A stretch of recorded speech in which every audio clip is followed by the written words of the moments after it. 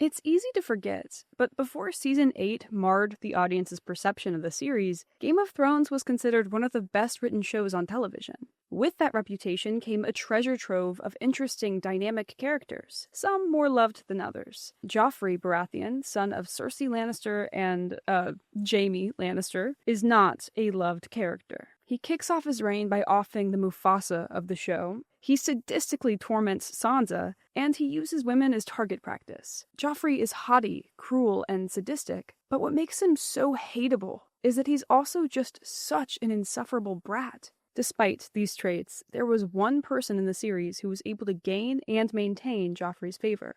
Margaery Tyrell. As Olenna put it, "You did wonderful work on Joffrey." We're going to look at what exactly she meant, and see just how Margaery manipulated Joffrey when no other character could. To understand a character, we have to know what they want. Joffrey's wants are relatively simple. He wants power and control, and he wants to maintain power and control, and the way to do that is to win the war. People have speculated why Joffrey is the way he is, especially considering his two siblings raised under the same roof are pleasant and relatively well-adjusted kids. This dichotomy feels very deliberately reminiscent of the Targaryens. Some were good rulers, while others were absolute nightmares and had something intrinsically wrong with them. What's the saying? Every time a Targaryen is born, the gods flip a coin. They say every time a Targaryen is born, the gods toss a coin, and the world holds its breath. The series implies that the madness some Targaryens possess is a kind of hereditary defect, something passed down inconsistently like a genetic roll of the dice due to inbreeding. Joffrey isn't a Targaryen, but this might explain his own nature. The boy's more Robert than Jaime. Robert was a drunken fool, but he didn't enjoy cruelty. Sometimes I wonder. Margaery makes her wants very plainly known to the audience. Do you want to be a queen? I want to be the queen. And while that's pretty much guaranteed from her and Joffrey's first interaction when he accepts her marriage proposal, Margaery still has to act strategically. It helps that she starts off on a good foot by catering to his ego. Tales of your courage and wisdom have never been far from my ears. But there are some things about Margaery that are less clear. When she comes to King's Landing, she visits orphanages and spends time with the children, giving them food and promising to care for them. And while these are very kind actions that make a difference, they also benefit her image. In James Hibbard's book, Fire Cannot Kill a Dragon, Game of Thrones and the Official Untold Story of the Epic Series, Natalie Dormer, the actress who plays her, said, Margaery brought a very sort of modern PR kind of angle to the ensemble. She was canvassing the common people's hearts and minds. I tried to think of her as like a hybrid of Michelle Obama and like a Kate Middleton or Princess Diana. Yes, I visited their hovels and I fed them soup and I made sure I was seen doing it. At a first glance, it's hard to tell what Margaery's intentions are. Is she genuinely kind, or is it a calculated move? Mostly, it's both. She goes out of her way to be nice to Sansa. Please don't make me say any more. She's terrified, Grandmother. Just look at her. And sure, it seems like she's only doing it to get her to marry Loras. But even after that falls through and there's nothing on the table for Margaery to gain, she's still just as friendly and supportive to Sansa. During her first dinner with Joffrey and Cersei, she makes sure to emphasize how happy she is that her family can contribute to feeding King's Landing. We've had a blessed harvest, and of course it's our duty to assist the capital in time of need. If only Margaery knew about today's sponsor. Factor takes the stress out of meal planning and sets you up for success with over 35 chef-crafted, dietitian-approved meals to choose from per week, including options like keto, calorie smart, vegan and veggie, and more, delivered right to your door. Something that isn't talked about nearly enough about ADHD is how easily it spirals, with each symptom compounding and setting up more symptoms. If I stop working to eat lunch, I'm not just stopping to eat lunch. I'm running to the grocery store because even though I just went, I forgot a lemon that is pivotal to this TikTok recipe. And then I'm chopping and prepping and forgetting to preheat the oven and getting olive oil all over my hands and really wishing I'd picked up more paper towels at the store because I'm out again. Then, once I've finally eaten after so many endless tasks, it's so hard for me to mentally switch back to work. But with Factor, it's literally stand up, put your meal in the microwave, wait 2 minutes, and you're done. No forgetting anything at the store, no struggle to get back to work mode, no pile of dishes to clean up the second your mind starts to drift, no spiral. And you can switch your order up every week with plans from 4 to 18 meals per week, or pause or reschedule your deliveries anytime based on your needs. If you know you have a busy week coming up, do yourself a favor and let Factor take the mental load off so you can think about other things. Head to factor75.com or click the link below and use code 50SLOAN to get 50% off plus free shipping on your first Factor order. That's code 50SLOAN at factor75.com to get 50% off plus free shipping on your first box. Thank you, Factor, for sponsoring today's video. Feeling her influence on Joffrey start to wane, Cersei tries to talk down Margaery to Joffrey. Margaery Tyrell dotes on filthy urchins for a reason. She married a traitor and known degenerate like Renly Baratheon for a reason. And though Joffrey acts like Cersei's words don't affect him, the opposite is proven to be true in his next interaction with Margaery. The scene begins with a shot framing the crossbow aimed at Margaery, hinting at the dynamic she's just walked into.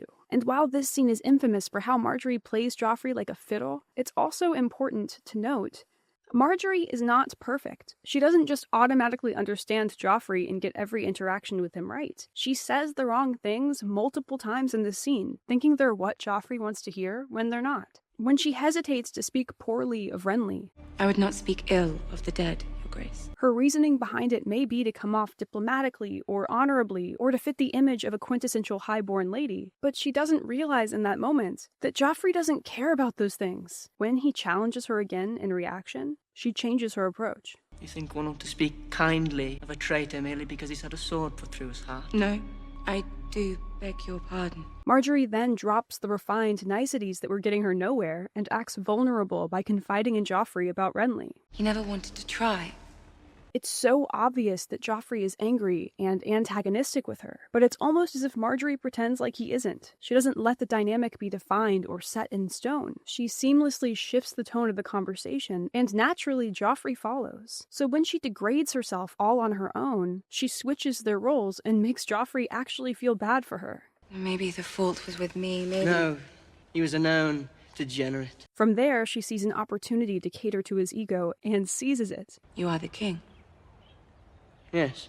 And the second she makes him feel powerful through adoration instead of fear, it's all over. Even with her newfound control of the situation, she still steps carefully and uses what she's learned from this one conversation.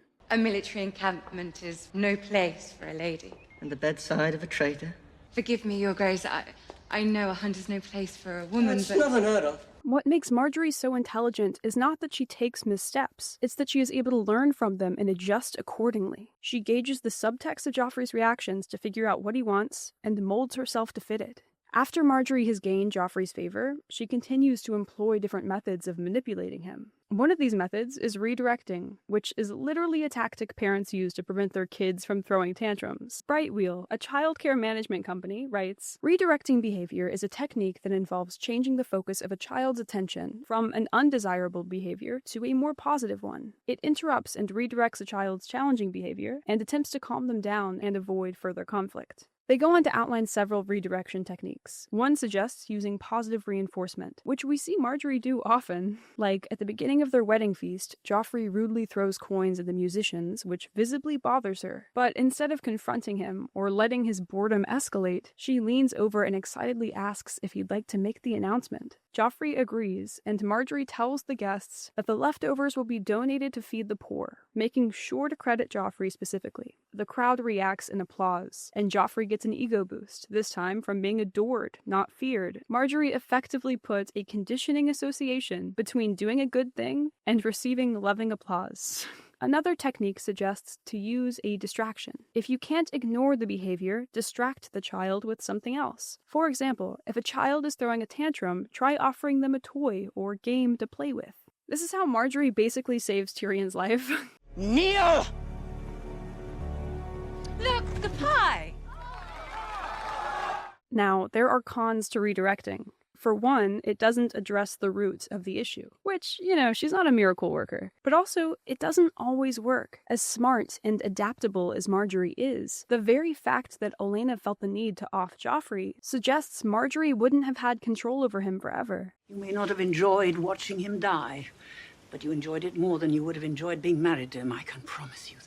I'm kind of relieved we'd never had to see this play out. I don't think she would have been able to mask her disgust for him for long, especially if Joffrey put her in situations where he expected them to bond over sadism that Margaery doesn't have. Even during their wedding feast, when he notices she's bored watching the juggler, he announces he'll give gold to whoever knocks the hat off the jester's head. This causes people to throw things at him, and Joffrey laughs, then looks to Margaery, expecting her to find it funny too. To her credit, she's quick to fake laugh. But throughout the wedding feast, there are so many moments where she can't hide her horror.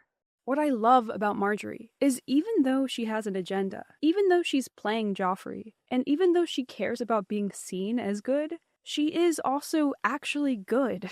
In stories that explore thrones, authority, and control, we so often only see George Washington-type characters who are reluctant to take power, but solemnly or even begrudgingly do so because the very fact they don't want it is just such a testament that they should have it or would do it justice. Or there are morally good characters who don't really consider having power until they're offered it at the end of their journey. And then, of course, what's even more common are characters who are terrible people and are desperate for power and will tear anyone down who gets in their way on the road to it. These characters are everywhere across media, outside of the many depictions in Game of Thrones itself. But it's much harder to find examples of characters who actively seek power and are also good people. The term power-hungry has such negative connotations. The desire for it is so synonymous with corruption. There is no good and evil.